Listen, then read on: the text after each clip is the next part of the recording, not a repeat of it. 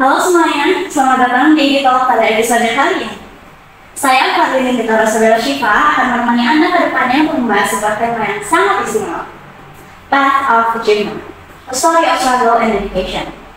Topik ini akan mengajak kita untuk merefleksikan diri bagaimana mengenai perjuangan dan dedikasi hingga seseorang dapat mencapai sebuah prestasi yang luar biasa.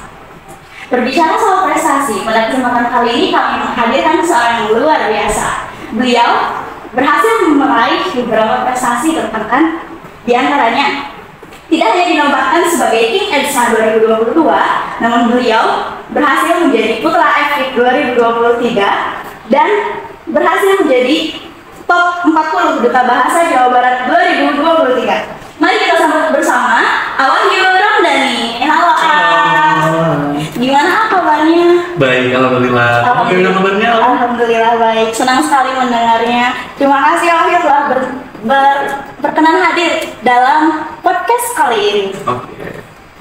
Mungkin kita akan langsung membahas bagaimana perjalanan Wahyu dari awal hingga menjadi seseorang yang hari ini. Berangkat dari awal pasti dimulai dari sebuah motivasi.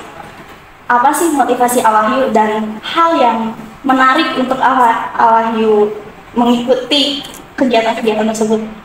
Oke, untuk pertanyaan pertama mungkin mengenai motivasi. Sebenarnya untuk motivasi sendiri, saya memang orangnya ingin belajar dan memang suka tantangan dan memang ingin terus berkembang juga.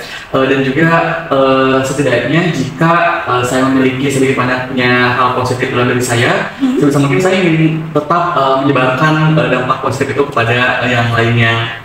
Dan juga saya juga tertarik mengenai hal-hal yang memang mengasah kemampuan diri, dan hal-hal yang memang berkaitan dengan penunjukan bakat, terutama yang memang membawa budaya-budaya Sunda yang memang saat ini bisa kita bilang budaya Sunda itu memang sudah cukup hampir tertinggal ya oleh para generasi muda.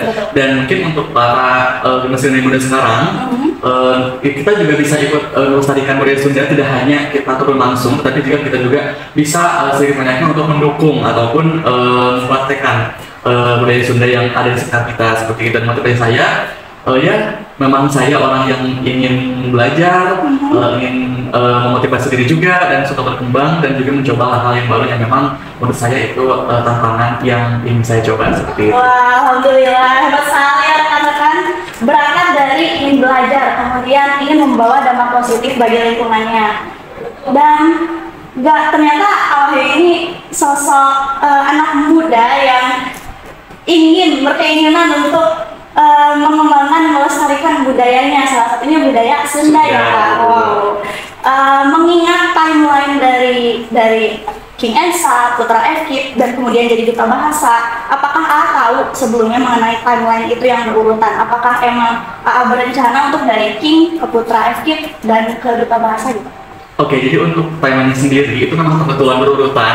Jadi pertama itu pas awal dulu saya masuk dunia perkuliahan, dan memang ada suatu pengumuman bahwasanya langsung delegasikan untuk putra-putri jurusan King and Queen EDSA dulu. Nah, saya baru tahu bahwa emang di dunia universitas itu ada penempatan seperti putra-putri jurusan fakultas dan unit. Nah, dari situ dulu saya mencari beberapa referensi mungkin dari putra-putri yang ada di Universitas Siliwangi. Ternyata ada memang yang pertama ada putra-putri jurusan, ada putra-putri fakultas, dan ada putra-putri universitas atau putra-putri Siliwangi. Nah, dari dulu saya sudah komplain bahwa saya harus bisa nih menang, ataupun kalau saya harus bisa ikut berkontribusi atau ikut di dalamnya dari semua putra-putri tersebut. Dan alhamdulillah pada 2022 saya mengikuti putra-putri EDSA, King and Queen EDSA dengan teman kelas saya. Dan alhamdulillah saya berhasil meraih juara putra-putri EDSA atau King EDSA di tahun 2022. Dan saya karena memang seperti yang saya mention di awal, saya ingin mengembangkan suka tantangan, dan saya mengetahui bahwa adanya putra-putri fakultas, saya mencoba untuk daftar, dan memang dari jurusan ke fakultas itu memang agak cukup bertantangan ya, karena memang orangnya juga berbeda kan, berbeda orang, berbeda isi kepala, berbeda argumen, berbeda pendapat, dan memang saya harus menyesuaikan dengan beberapa teman-teman saya yang memang mereka sudah memiliki jam terbang yang sangat tinggi dan sangat luas juga. Tetapi alhamdulillah pada saat kemarin 2023 saya berhasil kembali meraih juara putra putri fakultas di tahun 2023 bersama rekan saya dari jurusan pendidikan biologi. Oh, biologi. Betul, dan pada tahun ini kebetulan ada pendaftaran putra putri universitas, putra putri Siliwangi. Oh iya, betul. Kemarin saya juga mencoba daftar, kayak padahal saya tahu pengumumannya itu pada H-2 karena memang sedikit banyak hektik ya, dari mulai dunia perkuliahan, di dunia luar saya sendiri itu cukup hektik juga karena saya juga mau jadi freelancer di pekerjaan juga selain berkuliah. Nah, saya juga tahu H-2, setelah itu saya langsung daftar. Saya tidak pikir panjang, saya langsung isi G-form, langsung daftar, langsung serahkan berkas. Dan ada beberapa tes, kemarin ada 2 tes, dan alhamdulillah sekarang saya sudah tembus di top 8 putra putri Siliwangi 2024. Alhamdulillah. Oke, dan untuk Duta Bahasa sendiri itu juga sama. Itu saya tahu dari rekan saya, tiba-tiba tengah malam itu ngirim pamflet. Cina yuk join nih, katanya. Pas aku lihat putra putri duta jurusan duta bahasa Jawa Barat. Tadi kami saya udah Jawa Barat gitu kan, kayak aduh ini pressure gak ya buat aku pribadi, tapi berbekal dengan pengalaman, berbekal juga dengan beberapa pengetahuan, saya menekatkan diri, lebih nekat sih pas join duta bahasa Jawa Barat.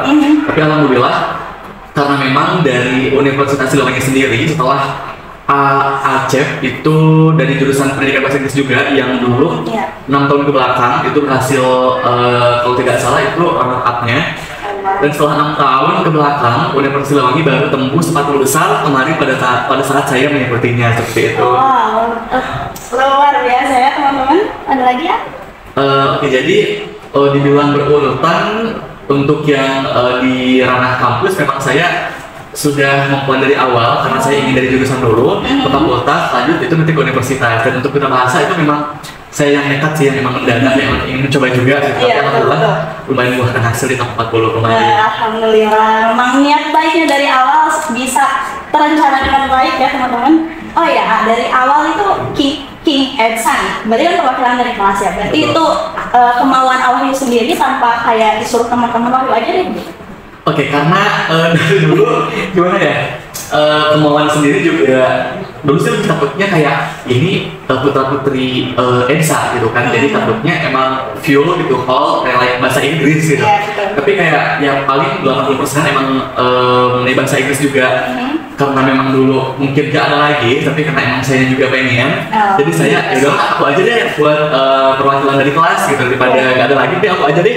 Alhamdulillah dengan modal aku aja gitu, dengan modal nekat bisa menghasilkan juara di King EDSA 2022. Wow, keren ya teman-teman, bisa dicontoh motivasi dari Wahyu ini. Kayak mungkin dari beberapa tahapan tersebut, tahapan mana aja nih yang paling Wahyu suka dan yang paling menantang buat Wahyu gitu? Oke, yang paling saya suka tentunya pada saat unjuk bakat sih. Kebetulan saya emang terlahir dari keluarga yang sangat cinta seni juga. Oh, begitu. Jadi di sini saya juga mengangkat beberapa kebudayaan Sunda khususnya di unjuk bakat. Kemarin juga pada saat unjuk bakat di EDSA, saya membawakan sebuah tarian yang memang itu tarian yang saya buat sendiri. Wow. Dan juga untuk putra putri Epkip itu juga memang saya membuat tarian juga. Itu membuat tarian sangat dadakan. Saya membuat hanya 1,5 malam, itu membuat tarian mendadak karena memang ada beberapa yang harus ganti konsep dan memang saya kurang cocok. Lalu saya mengganti kembali dengan secara mendadak dan alhamdulillah bisa lancar dan kualitas pada saat penampilan unjuk bakat di putra putri. Dalam perjalanannya itu kan pasti banyak tugas nih, banyak pressure juga, dan kalau nggak salah Wahyu juga dulu organisasi kan ya. Gimana tuh cara manage waktunya sampai nggak stres gitu kayak gimana? Oke, untuk cara manage waktu gimana ya? Aku juga masih bingung sih, kayak masih speechless gitu sampai tahap ini. Secara dulu kalau flashback kembali ya, dulu saya ikut putra putri, dulu saya juga bekerja di luar sebagai freelancer, dan saya juga ikut organisasi. Tapi karena emang saya ya udahlah let it flow aja gitu, enjoy aja apapun, kayak nggak diambil pusing gitu. Mungkin kalau misalnya emang tugas sepusing-pusingnya juga, ya gimana kalau misalnya nggak diambil pusing gitu kan. Tapi saya berusaha untuk satu ini harus selesai dulu nih, lanjut. Jadi saya lebih membuat plan atau membuat skala prioritas. Betul, kayak buat spin off juga. Mungkin, nah yang pertama aku harus ini dulu nih. Nah habis itu aku harus ini, habis itu aku harus ini. Jadi emang cukup tersusun untuk managing daripada membagi daripada tugas kampus dan juga tugas luar. Tapi ya memang manage waktu itu sangat susah ya kalau misalnya emang kita terlalu. Jadi kita jangan kalau kata bahasa Sunda jangan terlalu ngarah siko gitu kan. Jadi jangan pengen semuanya sama sendiri gitu kan. Siapa tahu dari luar sana masih banyak yang emang pengen juga gitu kan, yang pengen mencoba juga. Tapi kalau misalnya emang kalian emang bisa gitu handle dengan sendiri ya why not gitu, kenapa enggak gitu, coba dulu aja. Ya betul, tapi penting ya untuk break dulu gitu dari semuanya. Penting banget untuk break, untuk merelaksasikan pikiran juga, tenaga juga, karena memang sangat pasti menghabiskan tenaga yang cukup banyak, effortnya juga seperti itu. Catat teman-teman untuk manajemen waktu dari Alayu. Oke, mungkin selanjutnya dalam perjalanannya apakah lingkungan Alayu sendiri sangat mendukung atau sebaliknya, baik dari keluarga, teman mungkin? Oke. Kalau pertanyaan seperti itu kayak sangat beruntung sekali sih, justru saya sangat bersyukur karena emang lingkungan saya itu kayak semuanya sangat mendukung dari keluarga saya, mama saya, kakak-kakak saya. Emang kalau misalnya bapak saya karena dia ya udahlah yang terbaik aja buat anaknya kali gitu ya. Iya betul. Kalau mama saya juga emang sangat mendukung banget, terutama kakak-kakak saya yang emang kakak saya juga suka turun terjun itu ke kayak beauty pageant kayak gitu. Kayak alhamdulillah teman-teman saya juga mensupport, banyak yang support. Kayak teman-teman saya juga kayak nih bahkan ada teman-teman yang merekomendasikan, yuk jangan masuk ini yuk. Bahkan yang kemarin ke duta bahasa itu kan dari teman saya kan. Jadi karena ada dari lingkungan yang emang mungkin lingkungannya positif ya. Alhamdulillah memang ya pencapaian seseorang itu pasti tidak luput dari dukungan orang-orang yang ada di belakang Alayu gitu ya. Sangat penting itu karena gimana ya? Seseorang yang emang sedang berkompetisi tanpa dukungan itu gimana ya? Iya, maju sendiri gitu ya. Kosong gitu, kayak ini kok aku gak ada yang dukung gitu. Beda sama yang kayak banyak yang mensupport, kayak semangat.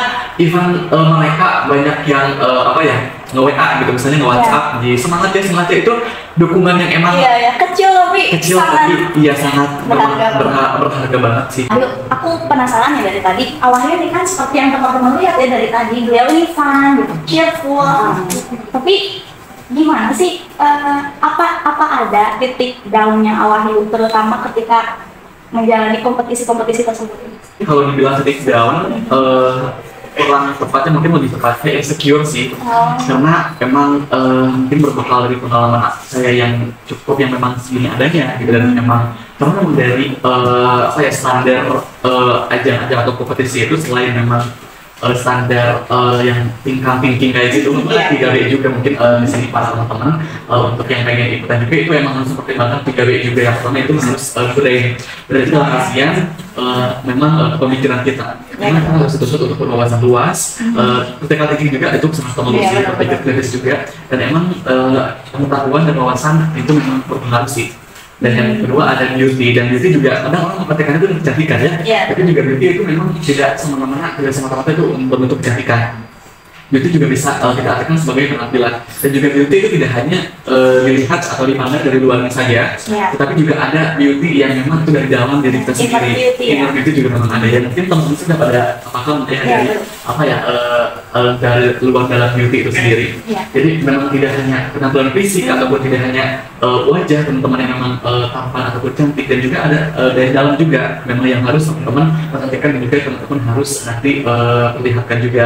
Dan yang terakhir ada behavior, dan itu juga memang sangat berpengaruh sih menurut saya. Itu yang paling penting, dari mulai attitude kita, sikap kita, perilaku kita, benar kita, memang itu sangat penting. Emang ada penilaian khusus yang memang menilai beberapa attitude, manner juga kita saat berkompetisi. Dan untuk insecure-nya sendiri, mungkin yang pertama dari wawasan saya sih. Yang pertama, saya sering insecure mengenai pengetahuan, dan yang wawasan saya memang yang bisa saya bilang yang segini adanya gitu. Tapi setelah saya terjun, setelah saya masuk gitu ke kompetisi, ternyata mungkin bukan ada yang di bawah saya, bukan.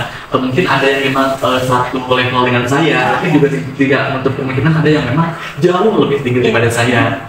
Terutama pada saat saya mengikuti Duta Bahasa Jawa Barat, itu memang luar biasa sih. Saya lebih luas ya. Lebih luas Jawa Barat, itu dari ITB ada, dari UI, dari UI, dan alhamdulillah sih dengan perbekalan saya yang memang segini aja berhasil masuk top 40 kemarin. Mungkin lebih ke insecurity sih daripada ke down-nya. Dan alhamdulillah untuk mengatasi itu gimana saya harus tetap untuk mengesampingkan insecurity sendiri, dan saya harus make confidence to myself. Itu kayak harus udah percaya diri apa yang kita punya, apa yang kita bawa, harus percaya, harus pede aja mau orang lain selagi kita menampilkan yang terbaik, selagi kita menampilkan yang positif, mau orang lain itu mereka jelek bagus, itu aku udah gak peduli sih. Lebih ke yang penting aku pribadi udah menunjukkan maksimal apa yang saya tunjukkan seperti itu. Betul, kita harus bisa meyakinkan diri bahwa ada sebuah titik atau sebuah hal yang memang nggak bisa orang lain lakukan, hanya bisa oleh kita sendiri. Dan didukung tadi oleh yang 3B itu ya teman-teman, apa aja? Brain, beauty, dan behavior. Oke. Dalam prosesnya juga di samping sukses ada gagal ada. Bagaimana nih cara Al-Wahyu mengolah kegagalan tersebut menjadi suatu kesempatan dan peluang yang baik untuk Al-Wahyu? Untuk pergaulan sendiri, mungkin bisa dibilang karena kemarin saya juga mentok di top 40 untuk Duta Bahasa, karena memang persaingan yang begitu ketat dan begitu sulit. Itu bisa saya katakan kegagalan saya karena gagal membawa mahkota itu ke Universitas Siliwangi. Mungkin saya membalasnya dengan saya harus lebih giat lagi untuk mempelajari mengenai suatu ajang dan juga mengenai bahasa juga, dan juga harus lebih memperluas kembali wawasan saya dari yang sebelumnya saya sudah miliki. Dan saya mungkin untuk balas dendamnya di sini saya saya harus menebar apapun yang sudah saya dapatkan kemarin, pembekalan dan apapun yang setelah saya dapatkan selama saya karantina di Duta Bahasa Jawa Barat, sebisa mungkin itu harus saya sebarluaskan kepada teman-teman semuanya di sini. Harus teman-teman di sini harus punya wawasan bekal yang memang cukup untuk nantinya teman-teman di sini ingin mengikuti beberapa ajang, dan juga teman-teman juga harus bisa mencari tahu ataupun harus bisa mendalami ajang apa sih yang teman-teman akan terjun gitu, akan dalami, akan ikuti gitu. Teman-teman harus bisa lebih mendalami kembali gitu, karena kemarin pas dari join Ubas juga memang cukup mendadak juga ya. Iya, betul banget, karena memang segini ada yang dari saya sendiri, dan memang juga dapat support juga dari UPA Bahasa Unsil, alhamdulillah, sehingga mungkin saya kemarin ada top 40 juga. Ya mungkin untuk kegagalannya di sini saya harus lebih harus lebih bermanfaat lagi, harus lebih menebar kembali wawasan ataupun hal-hal positif yang telah saya dapatkan di ajang-ajang yang telah saya ikuti sebelumnya, seperti itu. Iya betul, karena kita juga perlu bersyukur ya teman-teman, karena ada seseorang yang berpengalaman, salah satunya Al-Wahyu ini berarti menjadi kunci untuk kita bagaimana caranya untuk melanjutkan perjalanan tersebut gitu. Betul. Sejauh ini mungkin cara Al menebarkan hal-hal tersebut melalui apa diskusi atau mungkin Al bikin konten gitu?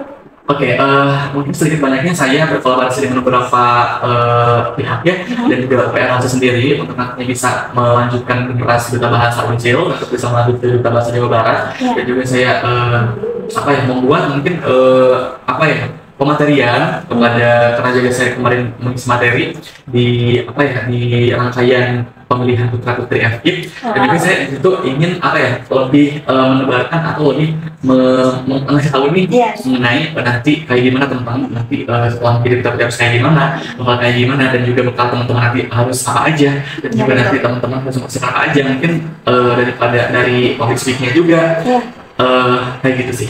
Jadi sedikit banyaknya saya share ke teman-teman itu mengenai apa yang telah saya dapatkan dan apa yang saya punya saat ini kepada teman-teman yang lainnya. Oke, semangat terus ya Al-Wahyu.